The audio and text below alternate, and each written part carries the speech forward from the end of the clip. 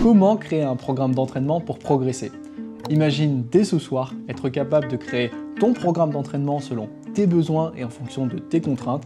Je sais ce que tu vas me dire, que ça te paraît impossible, difficile, contraignant, que c'est quelque chose qui n'est pas pour toi. Tout semble compliqué, tout semble opaque, tu as l'impression de ramer jour après jour pour toujours rester à la page, essayer de te renseigner sur toutes les méthodes et façons de t'entraîner, mais tu n'y arrives pas. Et je trouve que ça crée une certaine frustration chez les grimpeurs, une frustration chez ceux qui souhaiteraient structurer leur entraînement, mais qui par manque de temps n'arrivent pas à se former et donc à structurer leur entraînement. Alors que ça ne devrait pas être si compliqué que ça. L'entraînement, ça devrait plutôt être un jeu où tu vas prendre du plaisir, où tu vas expérimenter, tu vas tenter des choses pour apprendre sur le tas et progresser. La vérité dans tout ça, c'est qu'à cause de cette masse d'informations, il y a beaucoup de grimpeurs qui ne savent plus où regarder à droite, à gauche et qui se retrouvent bloqués dans leur progression, frustrés de ne pas pouvoir apprendre, de ne pas pouvoir comprendre. Tout ça parce qu'on leur a montré à un moment donné tout un tas d'exercices, tout un tas de méthodes d'entraînement sans pour autant leur apprendre à structurer ces exercices, sans pour autant leur apprendre à planifier ces entraînements. Et aujourd'hui, avec Internet, tu le sais mieux que moi, même si tu as la possibilité de te former à peu près sur n'importe quel domaine qui pourrait t'intéresser, je vais prendre par exemple avec l'escalade la force à doigts, tu vas tomber sur tout un tas de méthodes et d'exercices tels que le lifting edge, les suspensions max à un bras, tu peux même utiliser un dynamomètre avec une Tindeck pour mesurer ta force. Eh bien, le problème est le suivant avec ces méthodes, c'est qu'on ne t'apprend pas à les utiliser correctement et de toute manière, ce qui fonctionne avec quelqu'un, ça ne fonctionnera pas forcément avec toi puisque vous êtes deux êtres différents et donc même si tu suis un semblant de méthode que tu as vu sur internet, tu peux pas être sûr déjà de l'exécution si tu ne connais pas la méthode. Si ça marche, tu ne sauras pas pourquoi ça a fonctionné et donc dans une perspective de progression, tu ne pourras pas savoir sur quelle variable jouer si tu souhaites continuer à progresser. Et si ça ne marche pas, ça va te démoraliser puisque tu auras eu l'impression de faire les choses correctement, ce qu'il fallait, tu auras mis les moyens et les choses en place pour faire la méthode, l'exercice et tu n'auras pas les résultats escomptés.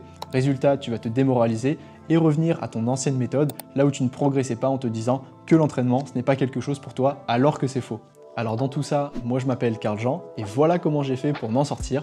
Tout d'abord, je suis un passionné de grimpe et notamment d'entraînement depuis que j'ai commencé l'escalade, c'est-à-dire maintenant il y a un peu plus de 10 ans. En extérieur, j'ai réussi à atteindre la cotation de 8B. En bloc, j'ai réussi à grimper jusque 7C sans réellement connaître mon niveau max. Ça a été plutôt fait 2 fois sur une journée. Au niveau de mon cursus universitaire, je détiens un Master MEF avec la spécialité escalade. C'est ce qui m'a permis de m'ouvrir au monde de la littérature scientifique et donc de savoir déchiffrer, comprendre, lire des études, notamment sur la physiologie de l'entraînement lié à l'escalade. J'ai également lu énormément de livres sur l'entraînement, des livres que ce soit sur le blog, sur la voix, sur le mental, sur la falaise, sur les blessures, bref, tout un tas de bouquins. J'ai une bibliothèque remplie d'escalade, de livres d'escalade presque, c'est assez impressionnant. Bref, pour finir, certainement le plus important, j'ai appris et expérimenté tout ce dont je te parle, tout ce que je te partage aujourd'hui sur le terrain et avec moi-même, au travers notamment de mes vidéos que tu peux retrouver sur la chaîne, où je te partage sans filtre tous mes entraînements avec ce que j'ai fait, ce que j'ai testé, ce qui a fonctionné pour moi, ce qui n'a pas fonctionné pour moi, et bien sûr avec des résultats plus que probants, mais au-delà de ça, au-delà d'avoir testé ces entraînements sur moi, je l'ai également testé sur d'autres personnes avec des résultats tout aussi importants, tout aussi incroyables. Il n'y a qu'à voir sur mon compte Instagram les personnes que j'ai déjà coachées cette année. Et donc l'idée avec cette vidéo, c'est de te donner dans les minutes qui suivent un maximum de valeur en te transmettant toutes les étapes à prendre en compte pour que tu puisses toi-même te créer ton propre programme d'entraînement. Alors premièrement, comment est-ce qu'on fait pour démarrer un programme d'entraînement? Bon, ici c'est le Carl du montage qui te parle. Je te fais une petite parenthèse juste pour t'inviter à te poser. On va rentrer dans le vif du sujet, dans le gros de la vidéo, avec pas mal de détails sur comment organiser tes séances.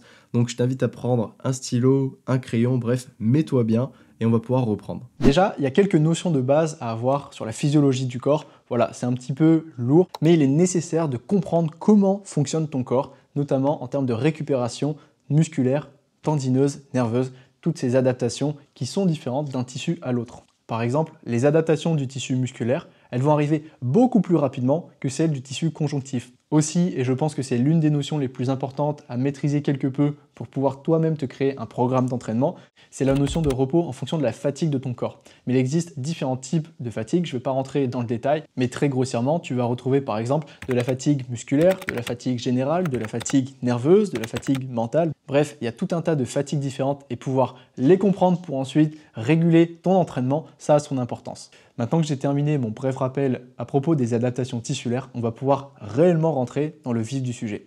Alors, ce qu'il faut avant tout avoir en tête lorsque tu vas démarrer un programme d'entraînement, c'est de savoir d'où est-ce que tu démarres, c'est-à-dire quel est ton état A. J'aime bien l'appeler comme ça, je trouve que c'est assez parlant, notamment lorsque tu fais ton état B, CF, mes anciennes vidéos, pour voir cette fameuse progression. Ton état A, c'est le point d'où tu pars, c'est ton point de départ, c'est de savoir, voilà, qu'est-ce que tu es capable de faire. C'est une image concrètement de toi, de tes capacités, aussi bien physiques que mentales. À ce niveau-là, il n'y a pas de limite, tu mesures ce que tu veux. Tout dépend en fait des objectifs de chacun. Par exemple, je pense qu'une bonne base, c'est de mesurer ta force à doigt du moment. Donc tu vas prendre un maximum de lest et essayer de tenir sur une réglette. Basiquement, on dit 20 mm, c'est un très bon standard. Et tu vas tenir 7 secondes. Donc tu regardes le maximum de poids que tu auras ajouté pour tenir sur ces 20 mm pendant 7 secondes. Tu peux également mesurer ta résistance. Donc il y a un test qui est très facile à faire. Tu viens prendre, par exemple, si tu es capable de tenir 100 kg, donc ton propre poids de corps va être, on va dire, 70 kg, tu es capable de mettre 30 kg, ça fait 70 plus 30, donc 100 kg. Tu vas prendre un pourcentage, donc 60% de cette force absolue qui est de 100 kg, ce qui va te donner un nouveau nombre, donc 60 kg. Bien souvent, tu vas devoir faire appel à une poulie pour te délester ou bien des élastiques. Et si tu n'as ni l'un ni l'autre, la méthode la plus simple reste encore celle d'utiliser une règle d'une meilleure préhension. Typiquement, 35 mm, ça peut être pas mal pour démarrer. Et tu vas effectuer un maximum de suspension de 7 secondes en alternant les repos de 3 secondes. Donc, ça nous fait une boucle de 10 secondes où tu vas faire 7 secondes de suspension, 3 secondes de pause, 7 secondes de suspension, 3 secondes de pause, etc., etc. Un moyen très simple de connaître combien de temps tu es resté suspendu sur la prise est de tout simplement multiplier, ou de diviser plutôt, par une base de 6, puisque si tu multiplies par 6, 7 secondes, 3 secondes, ça te fait 10. Donc 10 fois 6, ça va te faire 60, donc une minute. Maintenant, nous, ce qui nous intéresse, c'est le time under tension, donc le temps sous tension. Et il te suffira alors de prendre soit 7 secondes fois le nombre de 7, soit de multiplier le nombre de secondes totales par 70, puisque dans tes 10 secondes de suspension, il n'y a que 7 secondes où tu vas rester suspendu sur la prise. Maintenant, si on veut rentrer dans quelque chose d'un peu plus poussé, d'un peu plus travaillé, tu peux faire la différence entre la résie et la conti. Donc la résie, forcément, c'est ce qui est un peu lactique, c'est ce qu'on a vu tout à l'heure. Et la conti, moi je te conseille de prendre un énorme bac, quelque chose, une prise peut-être de 40 mm ou même tout simplement une barre de traction. Comme ça, tu ne peux pas te tromper et t'effectues le même test où tu vas compter le nombre de suspensions que tu es capable de faire avec, à l'idéal, le nombre de secondes précisément où tu es capable de rester suspendu sur la prise au total. Évidemment, plus tu vas aller vers un effort facile, donc vers de la continuité, plus tu vas rester normalement suspendu longtemps. Il n'est pas normal d'obtenir un nombre qui est similaire entre ta résie et ta conti. Par définition, le temps de suspension passé en conti est forcément plus élevé que celui de ta résie, puisque l'intensité de ta conti est forcément moindre à celui de ta résie. Bref, à côté de ça, tu peux également mesurer par exemple ta souplesse, donc avec différents tests. Un test où tu vas mesurer pour ton grand écart la distance entre tes talons, donc pour le grand écart facial mais également le latéral. Tu peux également mesurer ton ouverture de bassin ou ta souplesse de cheville. Bref, à ce niveau-là, tu es totalement libre de faire ce que tu veux. Et tu l'auras compris, plus tu auras pris de mesures sur ton état A, plus tu vas être capable de mesurer tes progrès vers ton état B. Tu peux par exemple également mesurer ton poids. C'est bête, mais pour interpréter tes résultats par exemple de force par rapport à ton poids de corps, ça va être intéressant de voir quelle est l'évolution de ton poids. Est-ce que tu as perdu ou est-ce que tu as gagné du poids? Ça va te permettre d'interpréter un peu mieux ces résultats. Maintenant qu'on en a terminé avec l'état A, il va falloir définir les objectifs. Pourquoi c'est important? C'est même capital. Déterminer un objectif, c'est ce qui va te permettre de voir le chemin que tu as à parcourir. Déjà voir est-ce que c'est quelque chose qui est réalisable en temps normal et il faut absolument que tu le dates.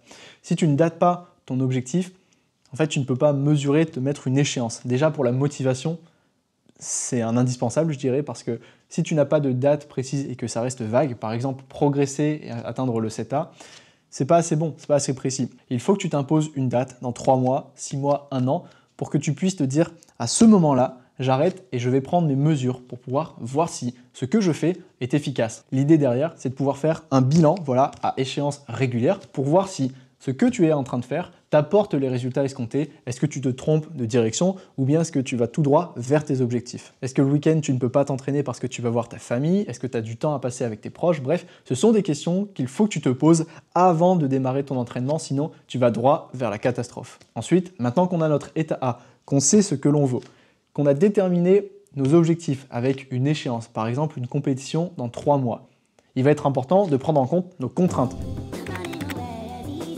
Quelles sont les contraintes de notre athlète? Quelles sont mes contraintes de vie personnelle? Est-ce que je peux m'entraîner tous les jours? Est-ce que je peux m'entraîner au matin, donc 2 fois par semaine, par exemple le matin, l'après-midi ou le matin, le soir? Est-ce que je peux aller à la salle tous les jours? Est-ce que j'ai des agrès chez moi? Est-ce que je dispose de poids, d'haltères? Bref, comment est-ce que je peux m'entraîner? Quel temps je suis capable d'allouer à mon entraînement? Est-ce que ça va être 2 jours au maximum, 3 jours, 4 jours, 5 jours, 6 jours pour les plus chanceux, 7 pour ceux qui n'ont que ça à faire? Bref, il va falloir que tu détermines quelles sont tes contraintes. Donc maintenant qu'on est au clair sur nos contraintes, qu'on ne peut s'entraîner que le soir, je veux dire pour la majeure partie des gens, 3 fois par semaine et non pas le week-end, on peut alterner tout simplement un jour sur 2. Ça va être le lundi, entraînement, mardi, repos, le mercredi, entraînement, jeudi, repos, vendredi, entraînement, samedi, dimanche, repos. Avec ces informations-là sur ton emploi du temps, donc tes contraintes, plus tes disponibilités, on va pouvoir commencer à structurer notre entraînement.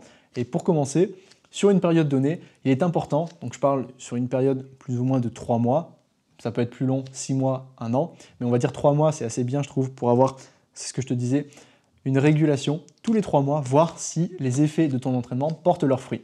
Donc ce qui est important, surtout lorsque tu démarres, c'est de partir du général vers du spécifique. En fait, à l'approche de ton échéance, on va aller de plus en plus vers des séances qui vont mimer l'effort, les conditions dans lesquelles tu vas te retrouver le jour J pour ton objectif. Je prends l'exemple d'un bloqueur qui souhaite aller à Fontainebleau, travailler et sortir son premier 7B, un 7B très à doigt. Eh bien, au début, il va peut-être faire de la force à doigt tout simplement, donc sur cette phase générale lors du premier mois.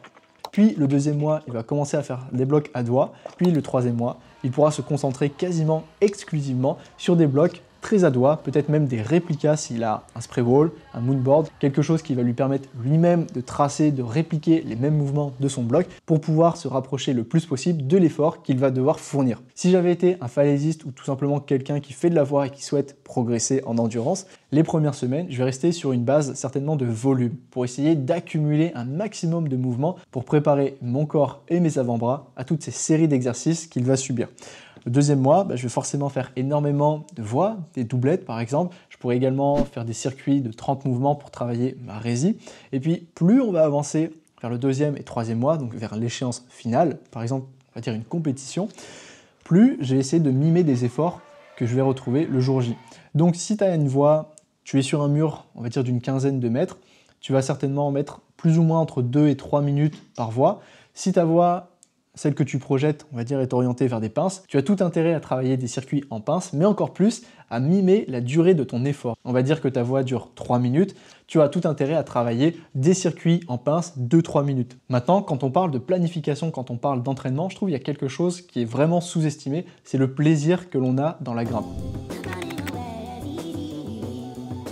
Si c'est pour faire un programme d'entraînement que tu ne vas pas être capable de tenir sur du long terme, ça ne sert à rien. C'est comme les régimes, les diètes. Si tu n'y trouves pas du plaisir, si tu n'es pas capable de tenir ça sur du long terme, tu vas forcément faire du rétropédalage, tu vas revenir en arrière. C'est pourquoi, quand je fais un programme d'entraînement, la plupart du temps, ça dépend bien évidemment du caractère de la personne, mais si tu as besoin de diversité, si tu as besoin de ressentir ce plaisir parce que l'entraînement pour toi, c'est un peu compliqué, tu as le droit de t'octroyer une séance par semaine, une séance d'open climbing, une séance ouverte où tu vas faire ce que tu veux, tu vas prendre du plaisir tout simplement pour sortir de l'entraînement. Bien évidemment, ça reste intéressant d'essayer de lier et d'orienter cette séance en fonction de tes objectifs. Si tu es quelqu'un qui a un objectif de voie d'endurance, cette séance, tu vas faire une séance de voie qui est libre. Ça peut te permettre de travailler des voies que tu as déjà essayé à l'entraînement, quand tu faisais par exemple des doublettes ou une voie projet. Si tu es en bloc, ça va te permettre toi d'aller voir d'autres blocs que tu faisais peut-être en travail, à l'échauffement, enfin bref, c'est une séance pour déconnecter, c'est également une séance où tu peux aller voir d'autres personnes parce que lorsque tu t'entraînes, c'est pas toujours évident de t'entraîner avec quelqu'un et donc cette part sociale qui est liée à l'escalade, tu peux la retrouver dans ces séances ouvertes. Pour quelqu'un qui s'entraîne 3 fois par semaine et même plus, forcément, plus on fait de séances, plus c'est facile à intégrer, c'est intéressant de faire en complément d'une séance peut-être de poutre, de renforcement, de souplesse, cette séance d'open, cette séance libre de grimpe où tu vas te faire plaisir. Parce que rappelons-le, le meilleur des programmes, c'est celui que tu es capable de tenir sur du long terme. C'est le programme auquel tu vas adhérer. Un programme n'a pas besoin d'être parfait pour fonctionner, il a juste besoin d'être suivi. Et c'est là où la constance, la régularité sont vraiment des essentiels, je dirais, dans la progression d'un grimpeur. Il faut que tu fasses des essais, que tu testes, que tu te trompes, mais c'est pas grave, ça fait partie du jeu. Quoi qu'il en soit, il faut que tu restes discipliné, il faut que tu adhères au programme. Et donc pour avoir cette régularité, il faut que tu puisses prendre du plaisir, il faut que ce soit facile. Donc n'hésite pas à te mettre une fois de temps en temps cette séance open, cette séance ouverte de grimpe. Enfin, en lien avec le repos, et je trouve que c'est encore une fois quelque chose de sous-estimé, c'est l'écoute de son corps et de ses ressentis. Parce que dans un programme, oui, il faut y adhérer, ça, il n'y a pas de problème, on est d'accord, et il faut y adhérer longtemps pour avoir cette constance, cette régularité, pour avoir des progrès. Mais pour être constant, pour être régulier, ça implique autre chose. Ça implique de ne pas se blesser. Et pour ne pas se blesser, il faut écouter tes ressentis. Il vaut mieux 1000 fois louper une séance. Et quand je dis louper une séance, c'est même pas louper, c'est plutôt diminuer l'intensité, diminuer le volume ou tout simplement prendre un jour de repos, plutôt que d'aller à l'échec et se blesser, aller jusqu'à la blessure.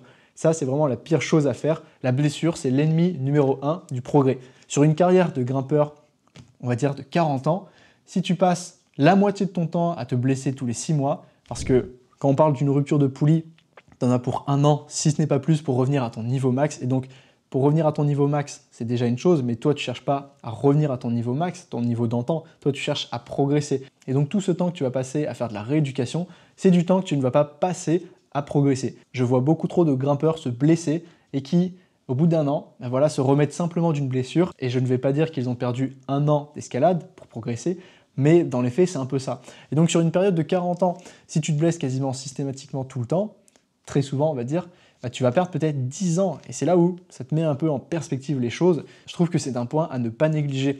Donc si un jour tu te sens vraiment fatigué ou pas capable de faire une séance, ne la fais pas. Le jeu n'en vaut pas la chandelle.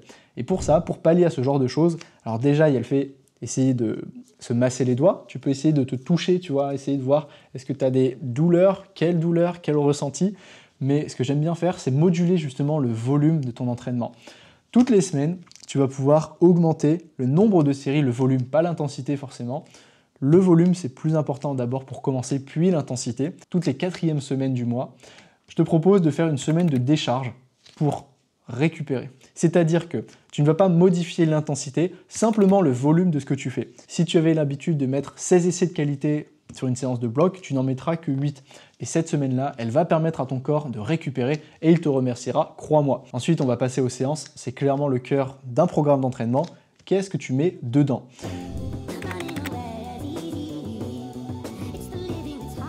Si tu es resté jusqu'ici, je te dis déjà un grand merci et ta patience sera récompensée. Toutes les séances dont je vais te parler sans rentrer dans le détail sont disponibles en dessous de la vidéo. Et je vais faire un bref récapitulatif de notre profil.